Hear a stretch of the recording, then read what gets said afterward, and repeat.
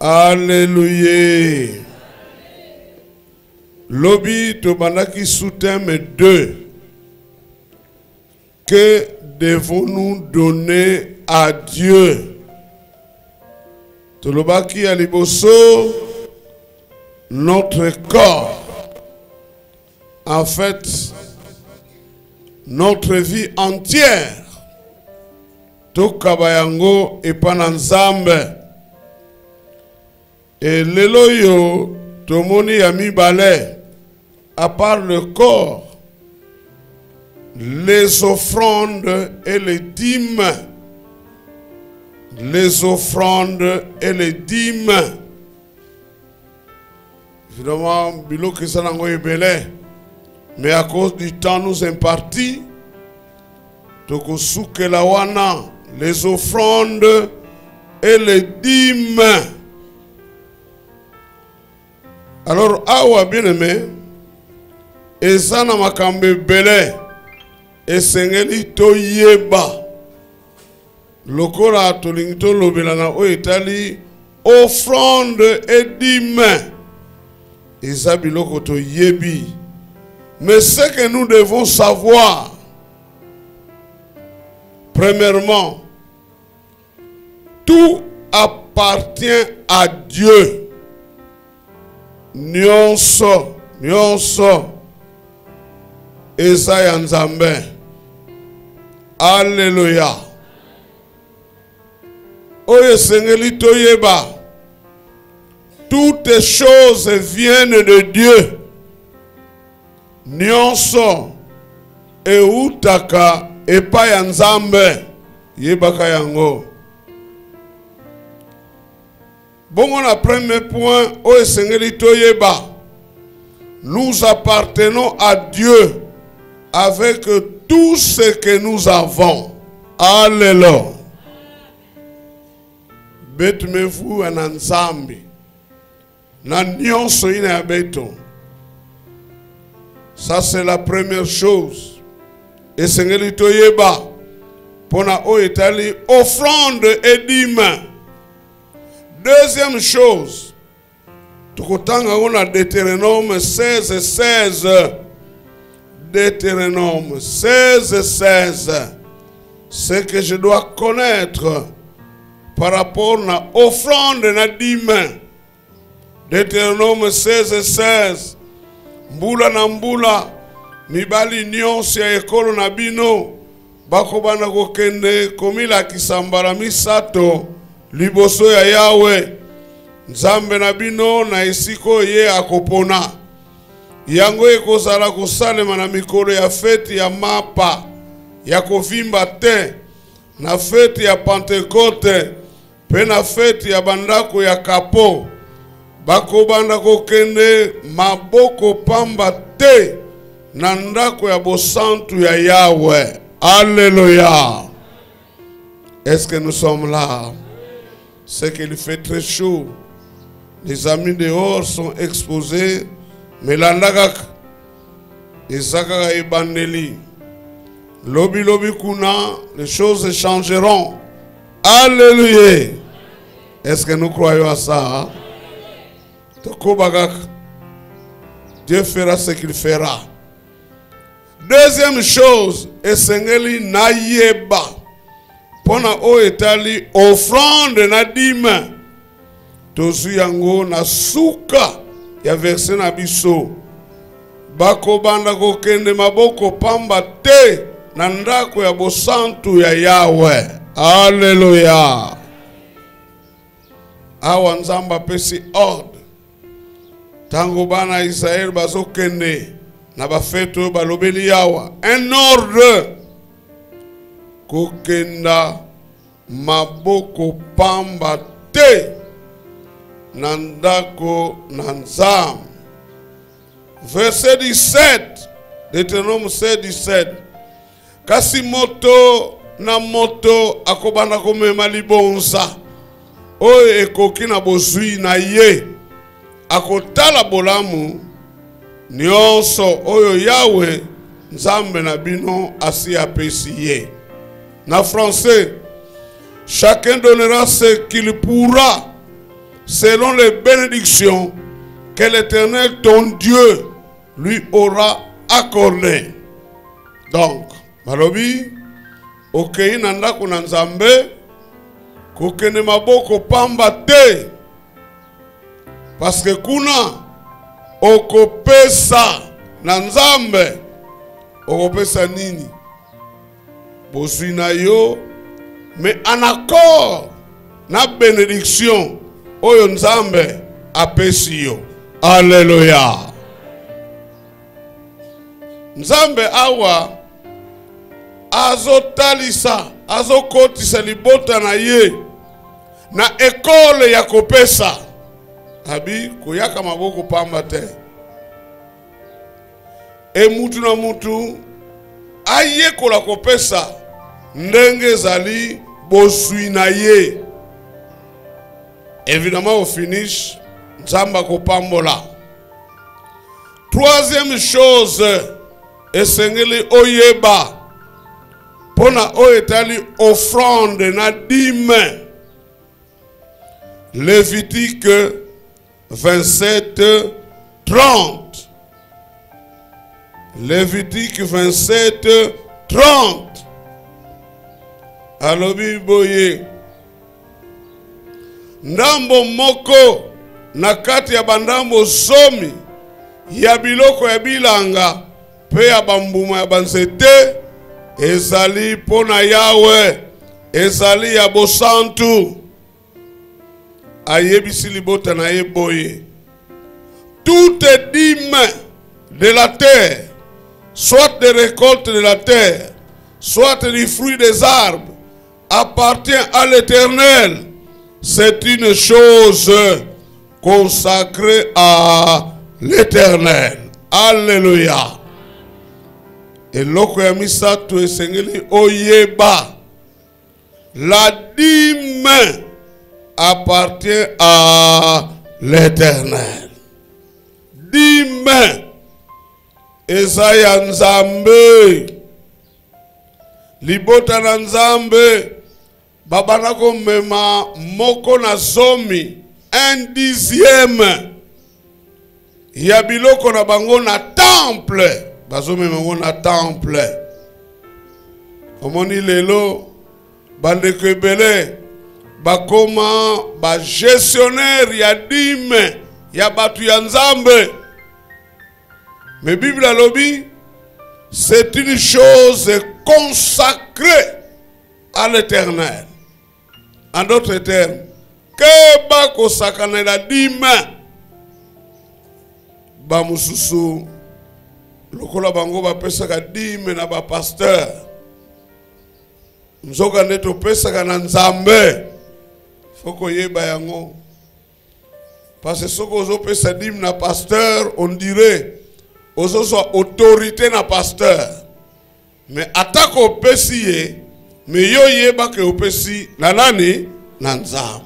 Alléluia. Bandeko mususu na dîme na ye ndakisa 100,000 ye moko agent payeur azo enveloppe abi oya berger 40,000 azo enveloppe oya révérend Justin 30,000 oya révérend Miskaël 30,000. Vous n'avez pas ce pouvoir là. Alléluia. Vous n'avez pas ce pouvoir. Il y a que gérer les bangodim. Yo pesa. Alléluia. Ce que je dois savoir. Dîme. Et ça est loko ya bosantu ya Nzambe. Et loko ya batu ya Nzambe. Alléluia. C'est pourquoi à l'obina Malachie chapitre 3 verset 8 à 10. Yoka. Na lobi na bino moto akoki kokosa nzambe. Nzoka nde bino bozali kokosa nzambe. Pe bozali kotuna nga. Tozali kokosa yo na nini? Ezali na ndenge bosanga kopesa ngai ndambo moko na kati ya bandambo zomi ya biloko ya bilanga na bino pe etene ya mabonza oyo bopesaka ngai. Nzamba lobi libota na ngai bazokosa nga. Kokosa nzambe na ndenge nini?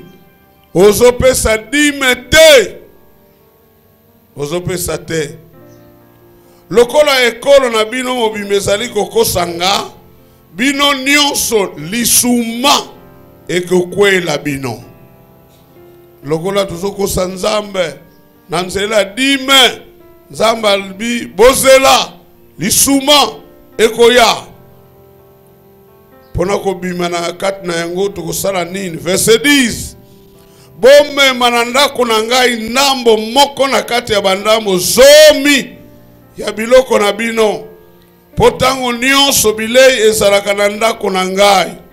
Ngai yawe ya nguya nyonso na lobi bomeka ngai pe bokotala soki na kofungolela bino likolo te pona konokisela bino mapamboli lokola mbula. Alléluia. Est-ce que nous sommes là? Makambo esengeli oyeba. Pona o etali offrande na dime. Abi bombe mabadime na bino na ndako na ngai. Pona kati na ndako na ye basali bazali. Basali esengeli balia. Donc soki yo pesaka dime te, oza moko na kati ya bato bazo boma mosala na nzambe. Po basali bazolia te. Basali baza leze te. Donc soki opesaka dime te, oza contre na mosala na nzambe. Oboyi ke mosala na nzambe ekende liboso. Makambo esengeli oyoka pe oyeba pona oyo etali dime. Me oyo akopesa abi kuna toyoka ki soko opesi te lisuma ekokwela yo. Me soko opesi alobi akofongola ba fenetre likolo embula ya mapamboli ekonokela bino. Alléluia. Ce sont des choses bien aimées.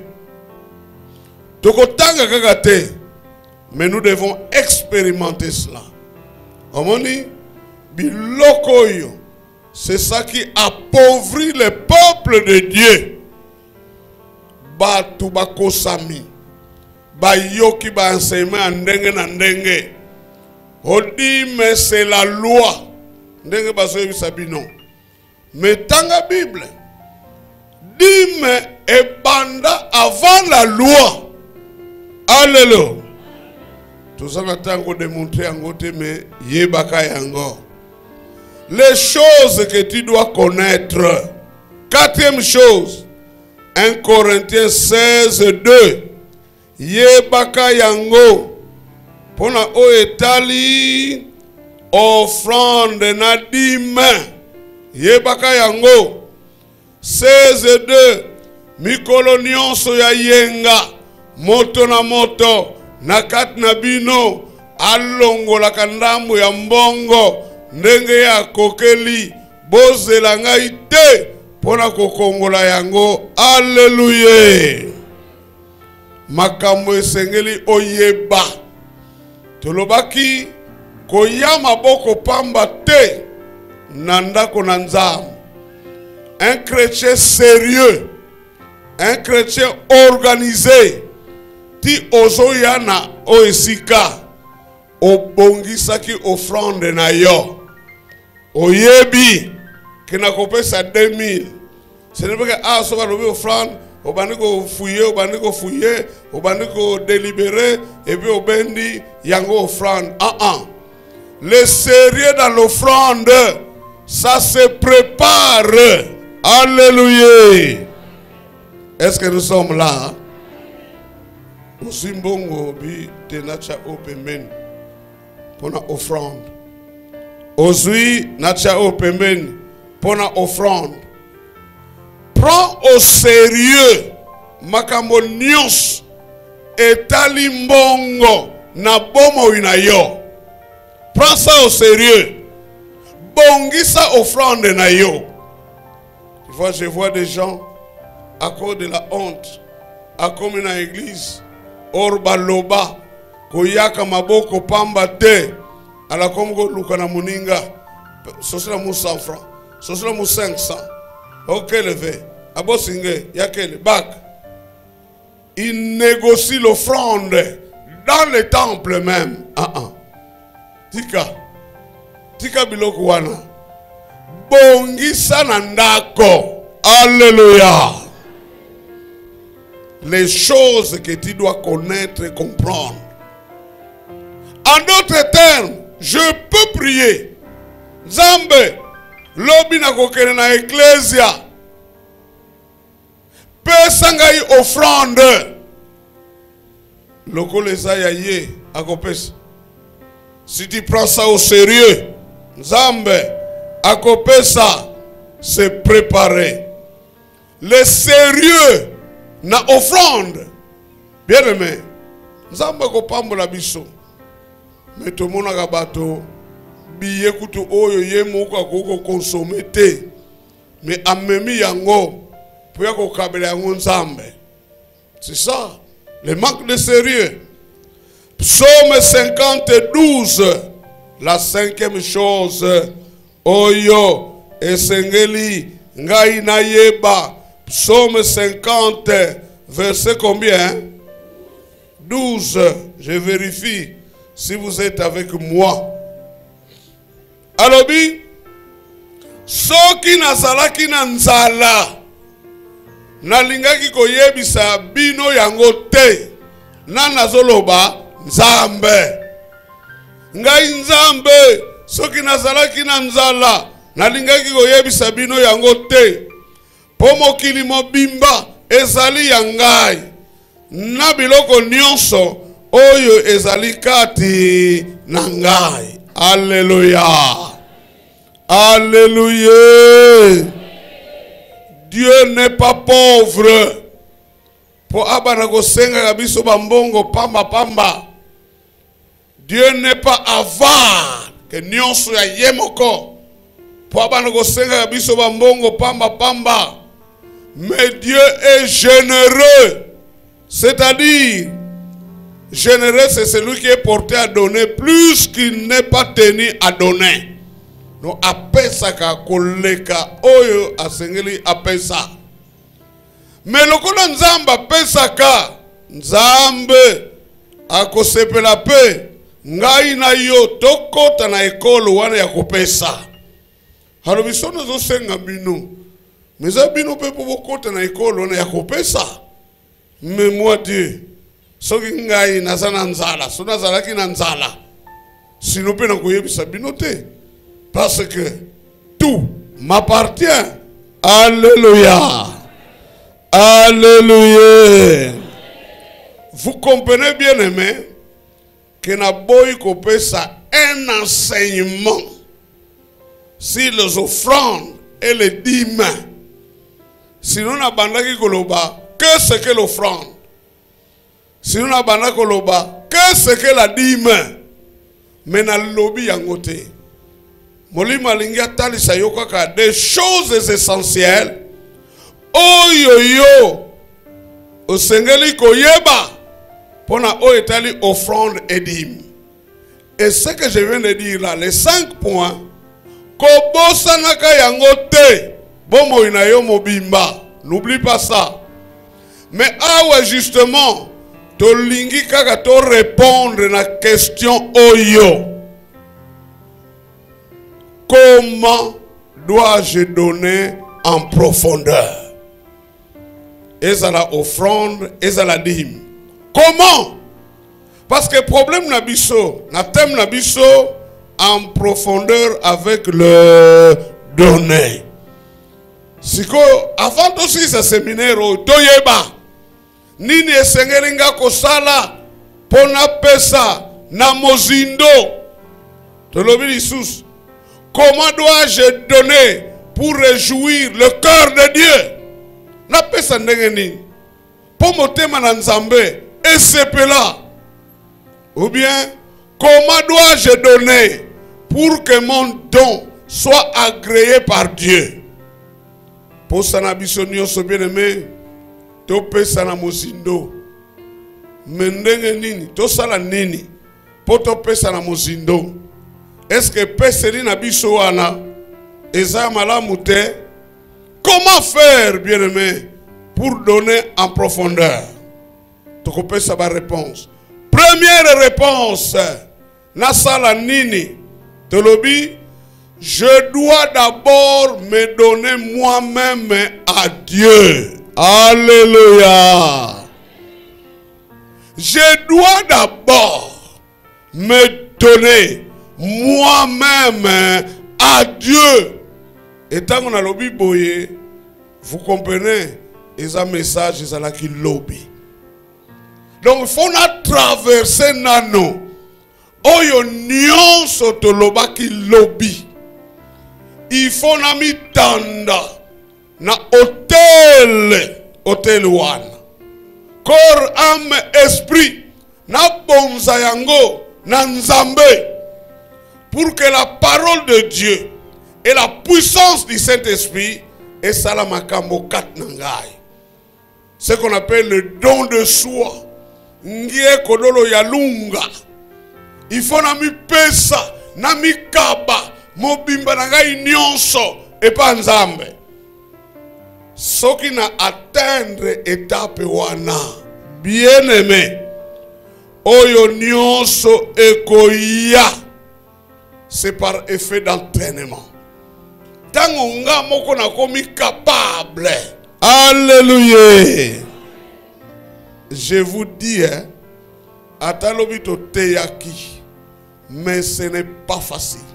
Je vous dis, c'est pas facile de donner à Dieu son corps, son âme et son esprit. C'est pas facile.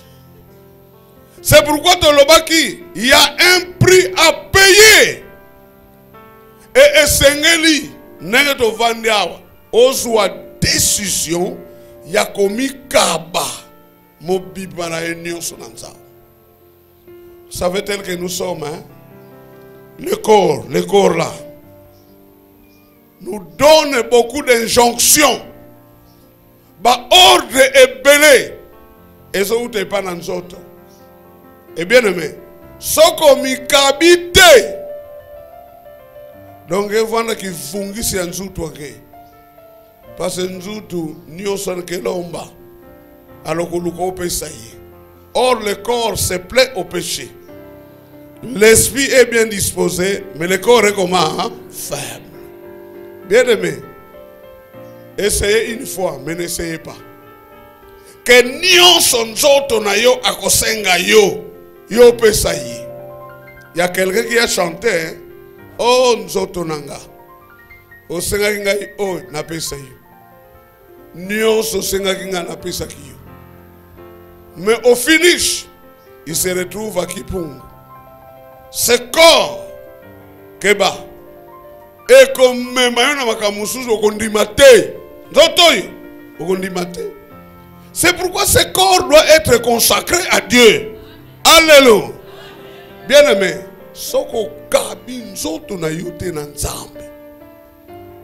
parce que ça c'est un don de Dieu.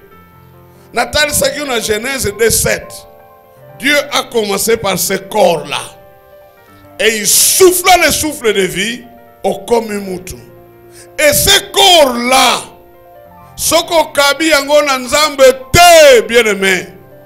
D'abord, tu ne vivras pas la vraie vie chrétienne. Nanzoto, okokate. Okokate. Okosalaka muta komena kabadiamba, masanga, bilula lula et beaucoup d'autres choses. Donc c'est pourquoi en conclusion Tolobaki, la vie de l'autel. Vandawana. Dispose-toi à la parole puissante de Dieu. Il y a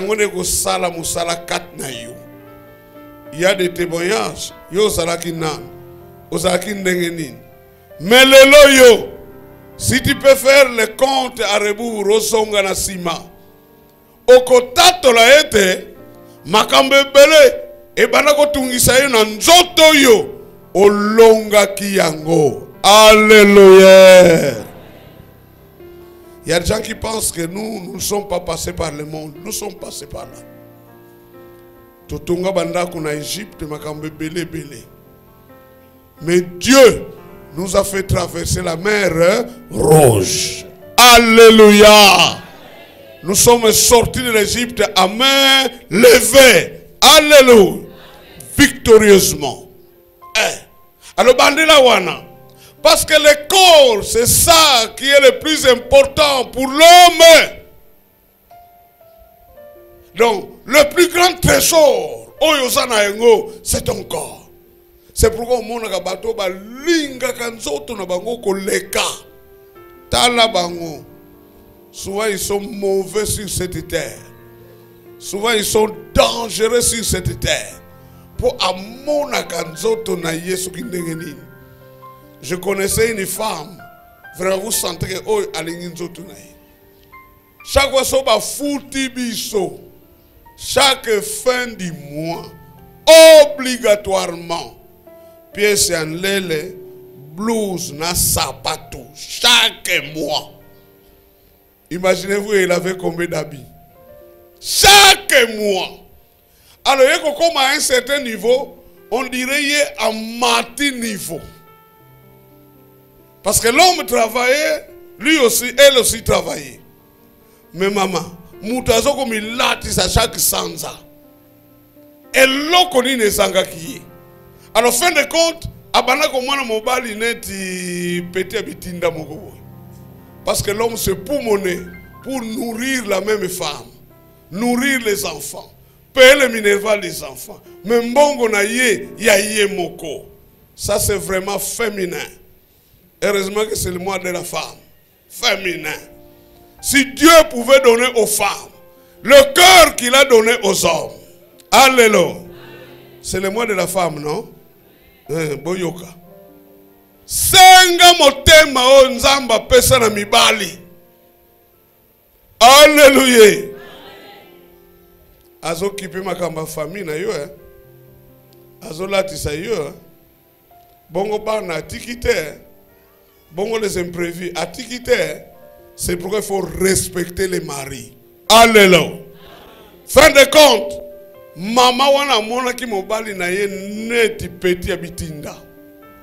Pour y azo telema ndenge mukete. Fin de compte, aboye ki libala wana. Et s'est jeté dans la rue. Mboinza bebetuba toala nitu. Alléluia. Alléluia. C'est pourquoi ce corps, alléluia, tia yango na hôtel. Alléluia. Tia yango na hôtel. Yo kanisi ba posa ikozala te na motema izunungu. Mais tango tali ba moye. Tango tali penzambe. Tango tali mwasi na bana, na famille. Parfois on se sacrifie, on se sacrifie. Mais muto yo kabanzoto na été lelo na soi. Et finalement, beaucoup de moyens pour en avoir. Alléluia. C'est donné d'abord à Dieu. En d'autres termes, zalana no mwana nzambe. Po oye ba valeur ya nzambe oyo so kabelaka. Sinon tu ne peux pas. J'ai suivi ma solo moko ya ba païen. Ah, Harry. Passer à vendre dans une église. Kutu ye feneya. Azo sa le loko moko te. Mongana uti ko beta libanga. Na riska ki na por na koya na mai na kufa. Bongo na bende 10% na kene ko pesa ye jamais. Vous comprenez? Parce qu'il voit les hommes. N'est-ce pas? Azota la nani pasteur. Bien aimé. Si vous regardez les hommes de Dieu, okotika la kopesa terre. Mais regardez qui? Dieu. Mais bango, c'est la bouche autorisée par qui? Par Dieu. Maintenant je vous dis, si les hommes de Dieu balent oyayote, tu ne seras pas béni. Alléluia. Alléluia. Tant que tu as qui œuvre, ngana zalaki kobomba mbongo. Mais la Bible dit on était des jeunes gens, zobomba mbongo. Tala mbongo. Jour mubimisaka mbongo ina. Do nambungi kona poussière. Pour yake fondaka na. Yake saduluku na ove. Yame fondaka. Ba pour couper, yankaka pe baba nokudia. Parce qu'on a gardé l'argent. Mais quelqu'un nous a dit, papa, mbongo wana bolia yango. Soki bolé yango te, le peuple aussi ne sera pas béni. Alléluia. Les jours de bana, de l'obibo, on va payer le personnel. Si vous bisope, maye le père kokokate, donc au fouti, naba mbuta mutoyo, naba combattant nyonso. Dans la foule ya batu. Et le salaire, ya mouta au monde mususu azui 1500. Oh, papa. Mais ni ben me salbe 1500. Allez, ben nous na mon ben mos ben kudia kaya. Alléluia. On a donné d'abord à tout le monde. Et on a compris qu'il faut tout lier yango. Nzambe a pesi biso pouvoir wana. Popli bota na nzambe. Basala nini? Bapambwama. Alléluia. Donc bino soki bozala kama yele na lobite ke boza basoba. Mais soki bozala kama yele sinon bowelaka. Po basali na nzambe balia biloko na bino. Est-ce que quelqu'un a compris? Alléluia. Botango na lobi bo epé je ne vous flatte pas. Nazo flatte binote. Mais oyo azana mayele asala nini? Alléluia. Oui. Je vois des femmes courageuses là. Passer razo le kanaïna nzela. Ba musu d'ailleurs ami bimisi na barabara. Shalom papa. Inzomu ya yayi. T'as des femmes sans intelligence. Ozotika mosali na nzambe aleka na ye. Alléluia. Changement de quoi que mambo. Je vous dis. Changement de mentalité. Dites à l'homme de Dieu, papa, ne passe pas. Alléluia. Entre dans ma maison. Est-ce que je parle à quelqu'un? Hein? T'as là. Un vrai serviteur de Dieu n'est pas oyo. Soka koti kakananda kunayo. Dans le témoignage, non? Et c'est vrai aussi. Il y a un frère, un évangéliste. Babengi na papa mogoboy. Papa, kuzatala kima muke kubuka na kwako. Le frère est allé, il a vu abimbo. Papa, mais quand la baka bisengwe, samuza bongi sakima nge. Abikwena. Naye mutazo bima. Après je crois 10 mètres, quelques mètres. Papa wana tindeli mwana. Mwana mwasa habita la zabi sabona baka. Ani kuise daka na incho munu fai. Eh. Le frère était étonné. Eh. Mais de où tu consoles na yo bien mais ndengeni na yasulu. Ani kuise veni kwandi là. Parce que la présence du frère dans la maison de ce papa là a bomi biloko ebele. Alléluia. Alors vous, qu'est-ce que vous cachez dans vos maisons? Pourquoi vous avez peur que les hommes de Dieu entrent dans vos maisons? Alléluia. Bakota, tango bakoti. Bible est le bien. Soko pesi na musali danga meme diko pomosi yamadidi. Alléluia. J'ai bien retenu ce verset. Il ne paiera pas sa récompense. Alléluia. Est-ce que je parle à quelqu'un? Hein? Quelqu'un a compris qu'il doit changer. Hein? Alléluia. Être d'abord enfant de Dieu. Komika banano. Je vous dis, c'est le point de départ, non? Sinon, oyo nyo se kolanda ya pamba. Mais le point de départ, c'est ça. Alors, tango leki, premier point, deuxième point, pour n'appeler ça, na mozindo, je dois donner avec joie et libéralité. 2 Corinthiens, chapitre 9, verset 7. Esengela ki na pesa, na esengo nyonso de bon cœur. Omoni batu mususu, ini mama ya mutungisi, ayeko sengyo eloko, opesi ye, okosite, opesi ye, metanga bimi, o bandi ko loba loba, même ko finga ye. Nzambe alingi, tango tozo pesa, quel est l'état de ton cœur? Motema na yo bien-aimé, eza ndenge nini? Nzambe azana posa, mutu ezo pesa, azana na motema ya malamu, un bon cœur. Alléluia. Sans murmure, sans murmure, sans murmure, mais avec joie. Au moment du bateau, yo va préparer offrande de terre. Siko yo aye na ecclesia. Et puis il a 10 000 ya kukangama. Aba tuba muna mudane simba mbongo nanjo. Simba. Abi ngara sana mbongo. Mais 10 000 na kupesa te quand même offrande. 10 000 offrande. Non na kupesa te. Mais il sent une certaine pression. Si tu sais qui baso l'exécutunga boy. Yo mo mais nous ni mo pesa vraiment. Ah choni bien que tele misa ka barba protocole ye papa pen tele. Baniga ba tele bi yo sa ko fana bi mana disi ai quoi de changer mbongo na toile c'est un problème hein. Disi ai c'est un projet. Disi ai bobiga mudu daga disi ko ani musa. Donc diga ko na toile avec regret bi bobo buga ku fot sa atu buga ku di ave do tumbaga disi be benu bake. Alléluia. L'Esprit donne cet exemple parce que toi tu fais ça. Tu as déjà fait ça. Mais pour donner namozindo, je dois le faire avec joie.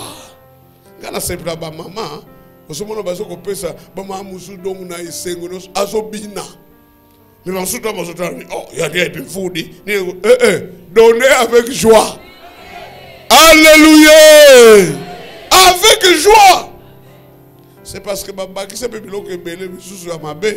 Même parfois je l'en attends, mais ba démarche quoi dans toi là, ba faut que le manima, quoi, ba faut que non, on court derrière le temps. C'est ce qui est mauvais. Mais qu'on sepe là pour la caméra Nzambe. Alléluia. C'est une bonne chose. Troisième point. Maintenant, oyo simba yango bien. Nous devons donner à Dieu ce qui a de la valeur. Voilà. Yaïbe. Fozala. Passe yakel. Nous devons donner à Dieu ce qui a de la valeur. Nous devons donner à Dieu ce qui t'écoute. Ce qui t'écoute. Alléluia. Est-ce que nous sommes là? 1 Chronique 21. Par exemple, Belé par exemple. Comme ça tu comprends. Parce qu'ici, Mosindo Yakopé ça. 1 Chronique chapitre 21.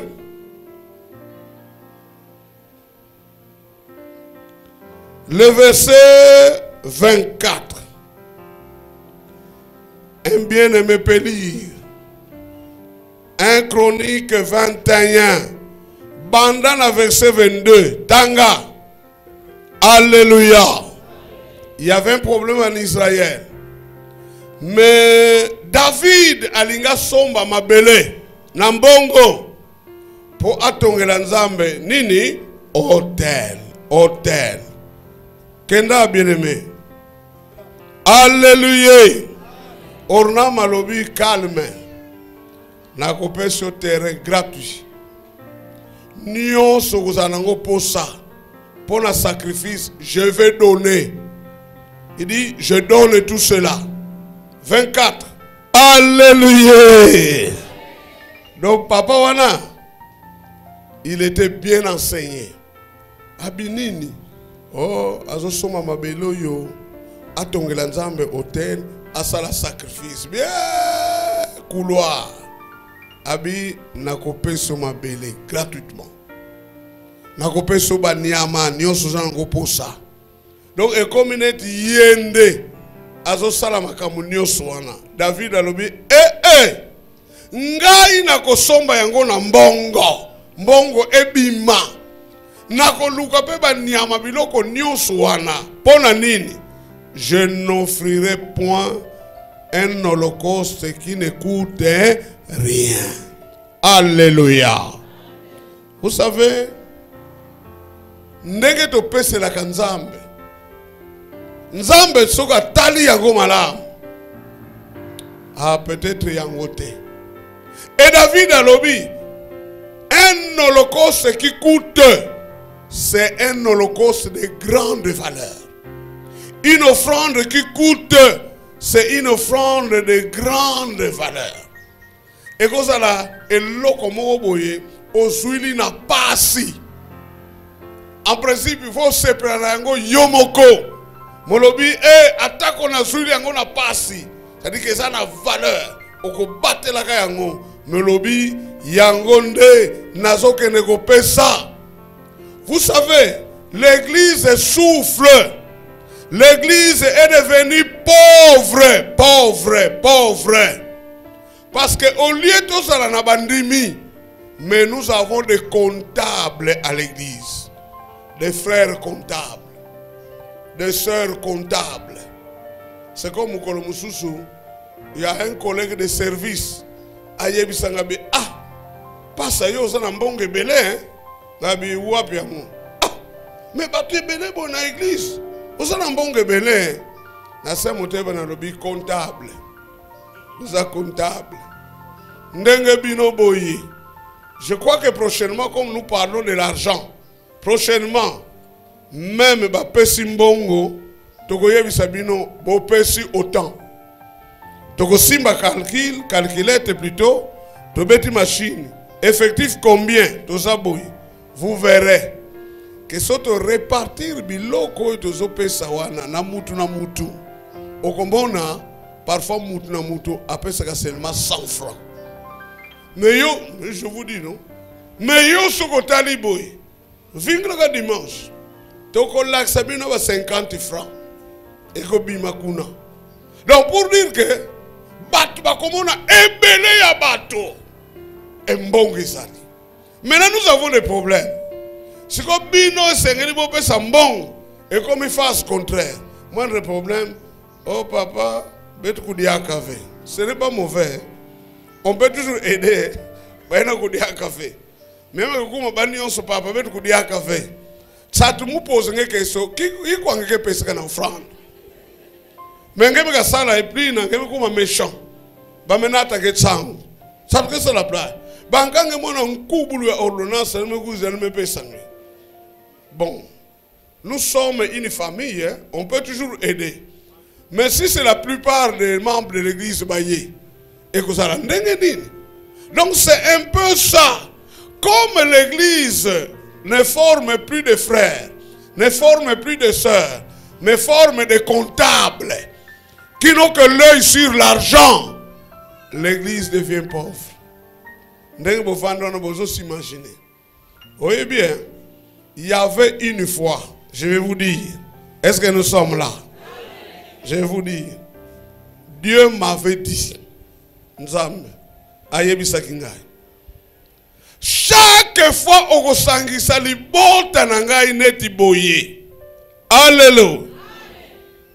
sengaka action de grâce parce que tant que bosangani boye c'est le moment pour moi pour na kopambola lingomba. Est-ce que vous comprenez ça? Tout ça l'expérience. J'ai fait l'expérience. Chaque fois que nous sangani boye, oh enveloppe, oh boy, oh boy, oh boy. Mais les gens ont commencé à bouder. Tokomi ko senga trop mbongo. Abi, ah bon? Tokomi ko senga mbongo. Bon, tu vas nabiso. Maintenant qui perd, c'est Dieu ou bien c'est nous? Est-ce que vous avez compris? Alléluia. En principe, soto kutani boye, nous devons, c'est un devoir, donner une action de grâce. Heureux le peuple. Tant que sangani boye, Bible lobby, cela que Dieu fait, c'est quoi? La bénédiction. Comment? En abondance. Alléluia. Alléluia. Action de grâce, c'est wana parce que tant que sangani nzambe a pamboli. Alléluia. Je donne mon action de grâce. Yekola bilokwa. Yekola yango. C'est depuis longtemps que je reviens sur les mêmes choses là. Yekola yango. Nzambe soka pamboli yo. Pesa ye merci. Yekola yango.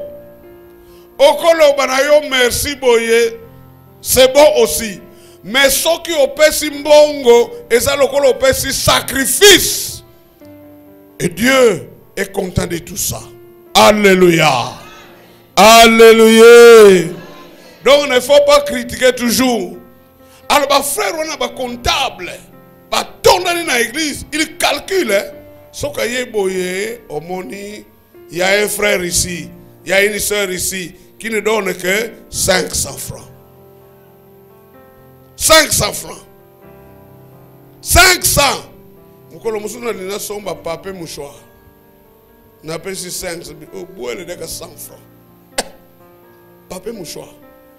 Et toi c'est ce que tu donnes à l'église.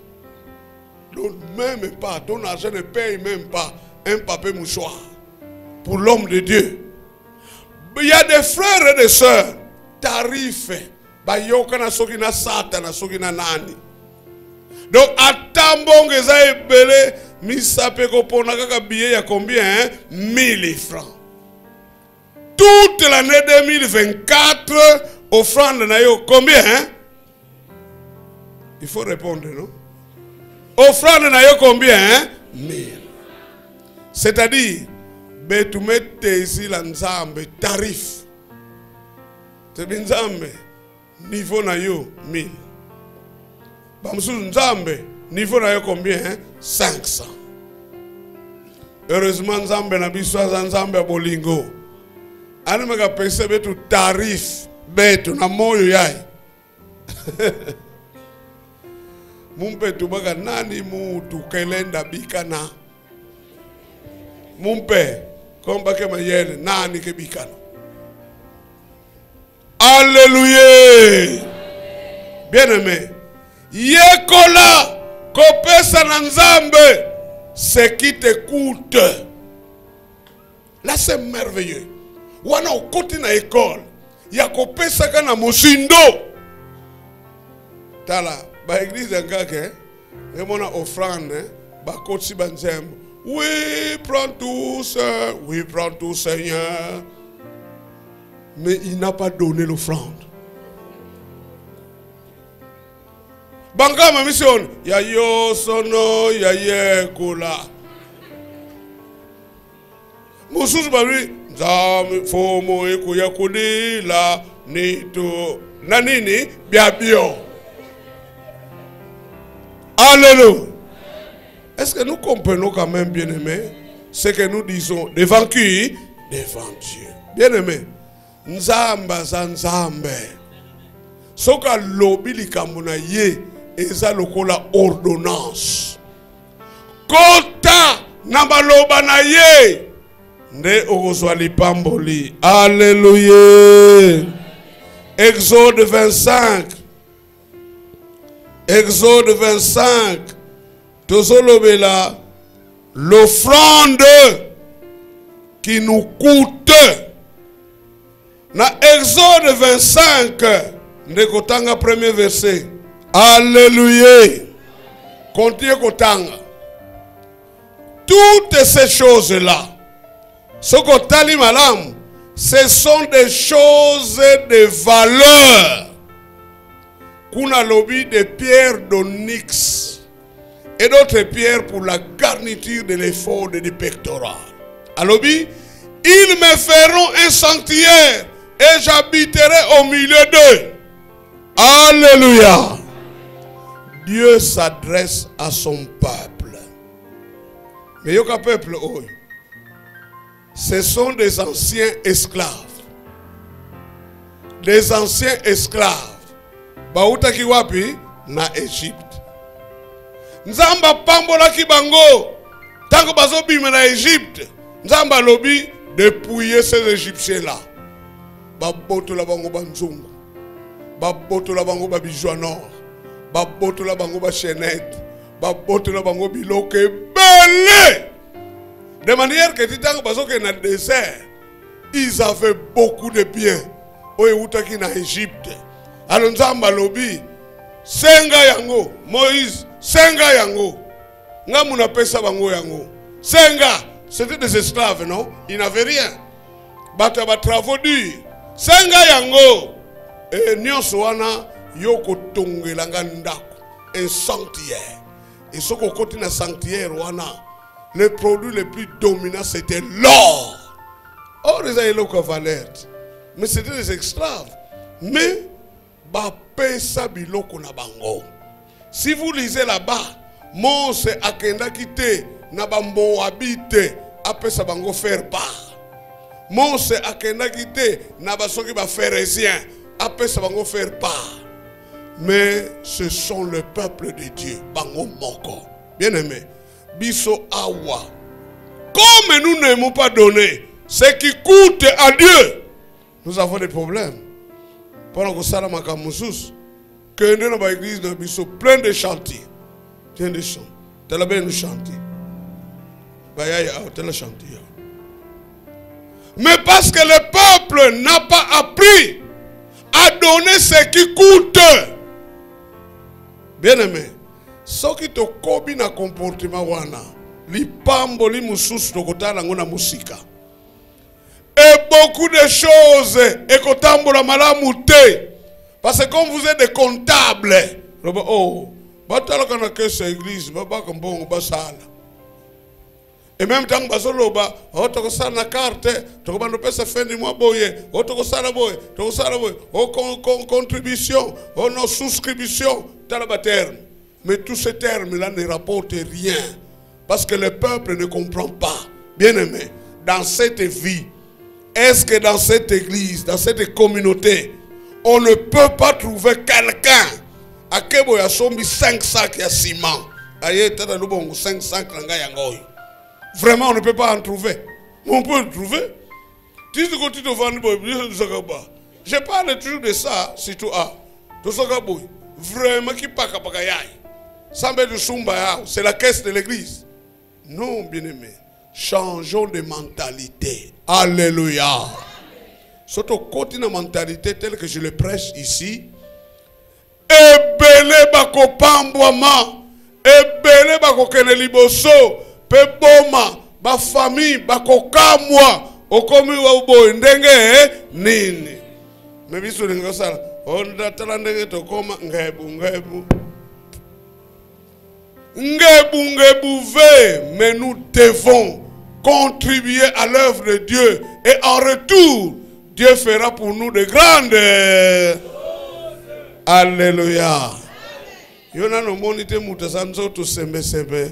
Et puis Allah tibé mais il n'y a rien. Nan no monate. Et puis ton problème tant comme il to quoi na comme ngebunge mais tu as quoi? Osana nini?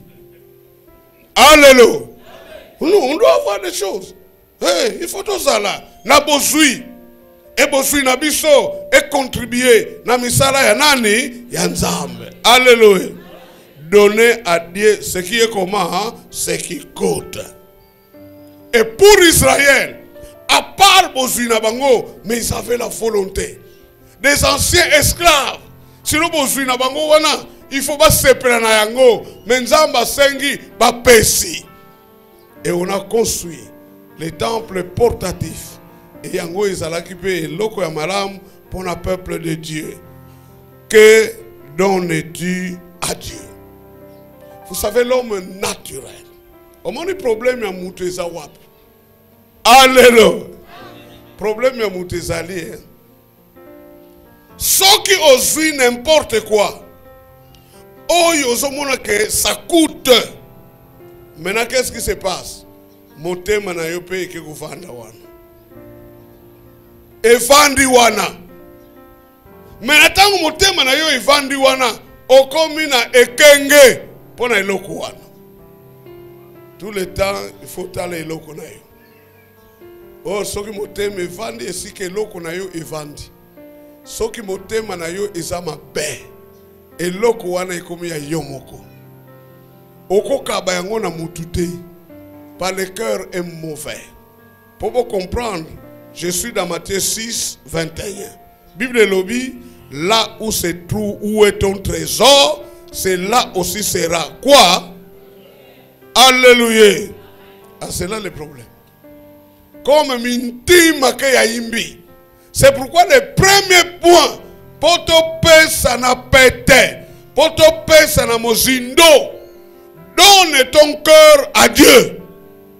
Et ce qui peut se mouter mananzam, même si ton cœur va là où se trouve ton trésor, il n'y aura pas de problème.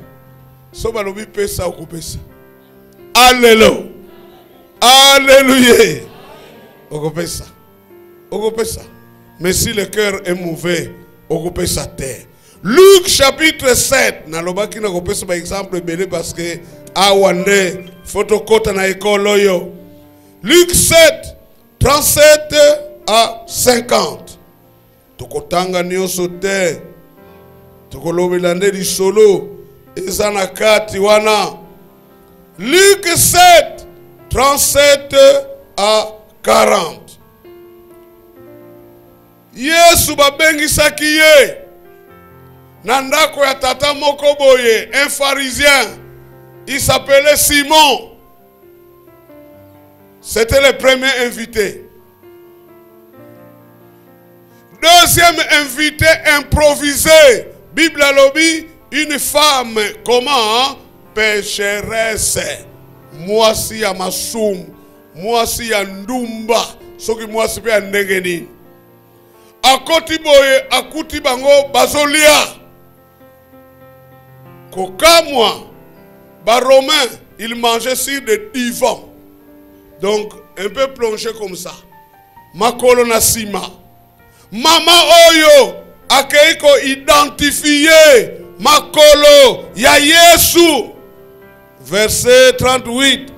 Et c'était derrière, au pied de Jésus. Elle pleurait. Et bientôt, elle lui mouilla le pied de ses larmes. Puis les essuya avec ses cheveux. Les baisa et les oignit de parfum. Alléluia. Omoni aobilei. Et puis batu bazaboui. Makolo izakuna. Mama wana identifié makolo ya Yesu. Ake avandi. Balobi, elle faisait quoi? Mai miso na ye. Ezo kweya na makolo ya Yesu. Alléluia. Est-ce que vous me suivez? Hein? Kurepe bozolanda. Maya miso ya mama wana. Ekweyi na makolo ya Yesu parce qu'elle pleurait. Zaki mutia masum. Et puis, et sopani na makolo ya Yesu. Mai wana on dirait so sokola makolo ya Yesu. Yesu pe avandi ni azolia na ye. Mama wana aluki esumete azu eloko ya mutuya na kati na nzoto na ye suki. Je connais la valeur de la chevelure des femmes. Souvent quand madame est très ces cheveux là, elle dit mouke panza yao. Bega bega bega. que tu as ton ayam. Mais je vais processer ça. Mariage. C'est ça l'importance. La valeur de la chevelure. Mais maman wana. Azusuki na ye. Yangunde esume. Ezo pangusa nini makolo ya Yesu. Tala loboko sava encore. Mais nini makolo. Et Yesu tonga baniko lobila papa ni oh tala. Yo ngana kote kiao. D'abord yaminga mabe. Est-ce que sokola kinga bakolo? Est-ce que sopela nga mafuta? Mais cette femme depuis akotaki azolela azopangusa makolo na ngai. Et au finish asopelinga malas. Abi femme, tes péchés te sont pardonnés. Alléluia. Parce qu'elle a donné à Dieu ce qui lui coûte. Et action à salaki, Yesu amonaki kondri manayi. Et alobi ta foi t'a sauvé. Alléluia. Alléluia. Apprenons, bien-aimés, à donner à notre Dieu ce qui lui coûte. Autres hommes qui ont valeur, amenons ça à Dieu. Nanzambe. Natanga ki témoignage à papa moko. Ye dimi na ye. Tellement que nzamba pambolai. Ye dimi asalaka le contraire. Ole appelle ça 10% nanzambe. Ye appelle ça 90% nanzambe. Ye atikali na combien hein? 10%. Ah. Vous savez même Israël. Son côté la dîme n'a pas de détail, il y a beaucoup de sortes de dîmes. Oh Israël a banoko pesa. Batomayele ba calcula à peu près Israël a commencé à 23%. 23%. Il y a ce qui te l'ont dit mais à dîme babano pesa nanzam. C'est-à-dire qu'en tant qu'enfant de Dieu, alléluia, nous pouvons dépasser même les limites fixées. Alléluia. Pour donner ce qui coûte à qui? À Dieu. Alléluia. Alléluia. Vous savez pourquoi je dis ça? Parce que dimanche, bisoba mutamuntu. Vous pensez combien? Hein? 10 000. Alléluia, au pays, au commis 10 000. Bajene combien? Hein? 5 000. Bajene moussoupe ba combien en bon, ouais? 5 000. Abenuban 1000. Okika na ba États-Unis 5 000. Yango tokopesa. Apprenons à donner ce qui nous coûte. Alléluia. Alléluia. Marc 12. Tosukeliwana. Beaucoup d'exemples parce qu'il faut te côté na école. Yakopesa Ebele, Marc 12, 41 à 44. Jésus s'étant assis vis-à-vis du trône, regardez comment la foule y mettait de l'argent. Plusieurs riches mettaient beaucoup. Alléluia. On est fatigué, n'est-ce pas? Hein? Ah, mais wana ya wakakana. Et ça, nous avons animation pour tola la terre. Alléluia. Très bien. Offrande. Kalaming de l'autre na offrande. Sinon, tant que basali ba panier, net panier ya oyai. Alors Yesu mettez les mains. Contrôleur. Révérend. Maman tout bas c'est ça. Eh oui, on peut le faire aussi. Tosunga tous ces aventuriers là. Eh, bao ba ya usazo ni no tosunga ba. Yesu atelemi wana azotala. Bariche. Bango bazana bosui. Bango nde ya liboso. Bazo pesa kwa. Wa Yesu azotala. Atali bo nano. Ministre ya RDC atali bo $50. OK. Atala bo PDG C20. Eh bo $20. OK. Atala bo les plus grands commerçants de la ville. Aya bo $10. OK. Ma billet vert, hein? Nasuka wana une veuve. Kena ku nuana kutambu. Kodo. Kodo. Moi, babisengo zole.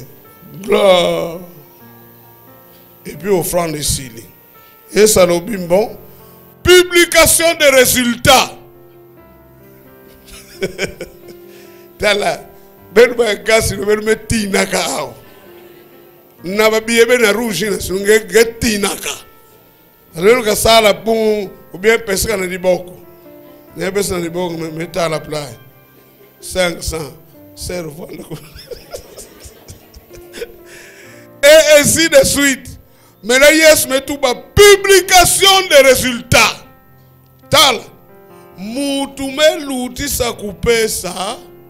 Abi kaka no anakutela tala kaka yai yandi melutisa kupesa na beno news vous savez munu bajura kaka, ça je parle de moi-même hein? Beno bien mais munu bajura kaka, cette prière là le bon tamatongikene, qu'est-ce que tu disais? C'est ça. Hein? Avant que pèse. Moi, cette prière, parfois, que ça l'a yavé. Je vous dis. Parce que je sens ce que j'ai en poche. Et puis, bon, tout le monde ensemble. 1000 quoi ne me paye ça moun. Moi, que ça la prière, je devais. Parce que ce n'est pas vrai. Est-ce que quelqu'un comprend? C'est pas vrai. Bien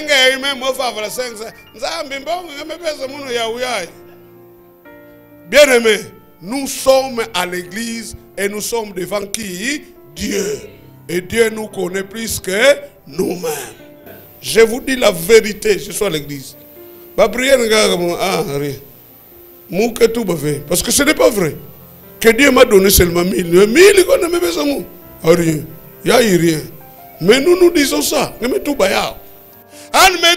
Cette femme-là avait donné tout ce qu'elle avait. Alléluia. Donc, deux pièces, il y a une simbaga poche. Elle s'est avancée, elle a donné tout. Mais vous avez donné votre superflu. C'est-à-dire, vous avez donné ce qui n'est pas essentiel. Vous savez, la course est belle, vous savez qui $20 pour la course. Vous louez ma voiture. Moi, je reste dans le coffre. Moi, je reste dans le coffre. Je reste dans le temps. Je mets ça à 3000. Ok. Offrande 3000. Tu as déjà fait l'essentiel. Mais il n'a même pas dit, moi, je reste quoi? Je reste. Il n'y a aucun azul. Je reste. Je reste. Qu'est-ce que je voulais dire? Vous savez, pour l'offrande, Dieu mesure, c'est ça le verbe. Dieu mesure notre offrande à partir de 1. Nos motivations. Nini est motivé nga, nini est pessinga courage. Parce que l'offrande c'est une adoration. Alléluia. Otali monene nanza. Otali onzamba saleliyo. Abi, je vais dire merci à ces dieux-là. Oye na offrande na yo. Obi. Donc Nzambe atale la kabiso na côté ba motivation. Je donne pourquoi? Je peux donner avec orgueil, non? Tibet vana sala natamba souscription. Banani bakopesa $100. Bayako so enveloppe. Tala dimba mangetinga na kuenda kakuna. Bet na centre bet me changer. To tandika ka enveloppe. Kwena ntwala ngemoske tanga lo pona enveloppe. Parce que ba 100 et bota ba orgueilleux dans l'église. $100 donc tu os 100 au béni 100. Bah tu vas nous dire il y a des qui pèsent 100. Mais dans ton cœur il y a quoi? Au moins du moutou hein. Qu'est-ce qui moutou qui passe? Allez à bête bête nous sala, bête me sala 10 000, 20 000, 50 000, 10 dollars, 20 dollars, 100 dollars. Alors, c'est mieux comme ça. Ah, parce que la foule peut te rendre orgueilleux. Alléluia. Alors, mukolo mususu ba yeba yo na ozoka sang. Siko mukolo wana ozano capable ya santé. Mais le corps ba lobi sang obimika. Ça. Et puis on pèse combien? 10. Un blagueur. Tu te moques de Dieu. Alléluia. Atalaka motivation na biso. Et puis atalaka ba moyen na biso. Alléluia. Alléluia. Je vous dis, si vous avez compris ce message, Batu bazali awa dimanche beaucoup plus c'est 10 000 Quelqu'un a compris? Batu bazali awa, on va comprendre le message yo. Dimanche, au copé c'est 10 000 par rapport à Bozuna yo. Ndengenzamba pambola yo. Obet korema bien parce que kuna baketa na ba o ba fou mo faire bet nyos mutindo moi aussi. Qui t'a dit ça? Qui t'a dit ça? Que la coupe ça bet nyos mutindo. Qui t'a dit ça? Soki mutaye bisakio na ko isi angolelo au nom de Jésus. Alléluia. Et quoi? Pesa selon besoin na yo. Tala, un ministre qui donne 50 dollars. Non, il ne connaît pas Dieu. Ministre, 50 dollars. D'abord, un ministre, il a 50 dollars en poche, il n'a pas d'argent. Vous avez un bon côté. Vous avez un bon côté. Donc, dimanche, effacez tarif na yowana 10 000. Effacez. Batumusu, bakotika na mona 10 000. N'est-ce pas? Mais Batumusu, efface. Effacez. Pesa au-delà de 10 000. Alléluia. Notre Dieu est merveilleux à Pambolayo. Ça, tu ne vas pas nous tromper. À Pambolayo. Mon, c'est Amen, c'est me diminuer. Amen, diminuer. Mais Nzambe nabiso à Pambolayo. Alléluia. Pesa conformément à l'ipamboli na yo. Alléluia. Yesu donga aussi la proclamation des résultats au Kobima. Même s'il ne proclame pas, même si nous ne le voyons pas, mais tant que ancien Bazali Bosso, il est devant chaque ancien. C'est possible, non? C'est un Dieu comment, hein? Omniprésent. Azali, Atelemi, Azotal. Bongolato. Nzamba Pambolayo. Prouvez-nous que Dieu vous a béni. Alléluia. Oui, naïbi mama moko. Nzamba Pambola bana na ye. Mais à côté sa bana na ye net dans le pango. Jamais qu'on peut ce numéro à bana na ye. Allez à Kayemoko. Et elle fait semblant d'être pauvre. Donc autant la net mouvement va la possibilité. Mais chaque fin du mois, il a de quoi vivre avec abondance. Il y a des gens comme ça. Nzambazo sale belé. Il garde ça. Akoya koloba pete na pasteur akoloba te pour dire merci à Dieu. Il croit que biso ba pasteur bet que cause action de grâce. Bien. Baka kele kusuma ba camion.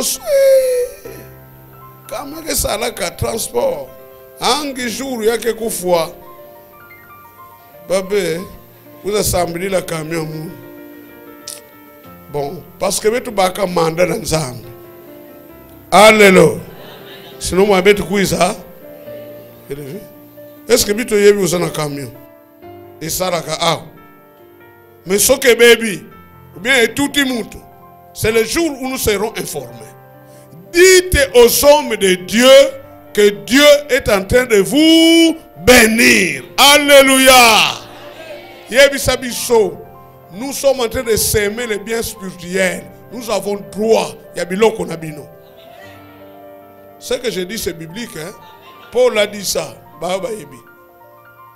Alléluia.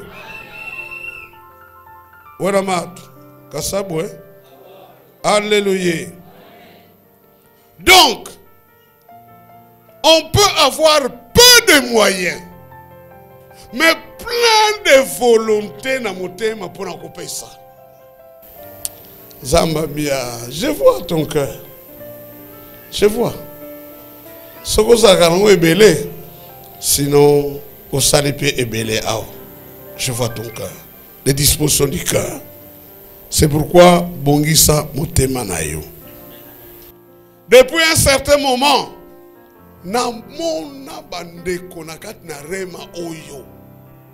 fonctionnaire de l'État, na salaire au bazwakawana. Abeti parfois 2 ans bafuta kayete. Mais tant que bafuti est premier salaire, j'ai vu beaucoup de cas. Ayena kibuki news. Tu papa, il y a un salaire et tête. Vous me payez ya una nzambe. À une, j'ai posé la question à beaucoup de zingilanga. Alléluia. Tellement que cette action coûte. Et puis, comme singa.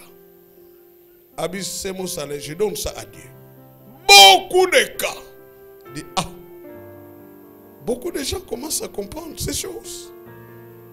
Que Dieu te bénisse. Alléluia. Beaucoup. Jésus-Christ de Nazareth, il a donné quelque chose qui coûte devant Dieu. Alléluia. Il a donné quoi? Sa vie. Donc, ce sont des exemples à suivre. Nzambepe, il nous a donné quelque chose de valeur. Tout le monde qui a lundi, mardi, jusqu'à mercredi. Tokota na école, yakopesaka ce qui nous coûte. Alléluia. Je vous dis, nyonsona lobi a, c'est la porte de la richesse. Alléluia. Ça porte de la richesse. Nous prions pour vous, c'est bon.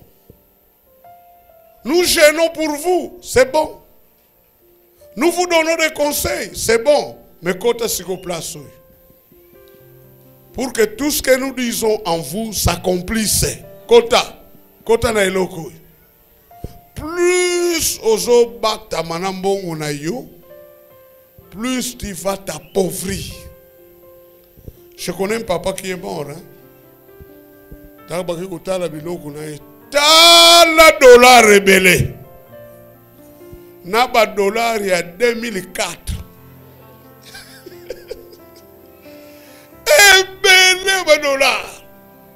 Babiye n'a pas écouté qu'elle fait $, lui en a. À force de trop garder.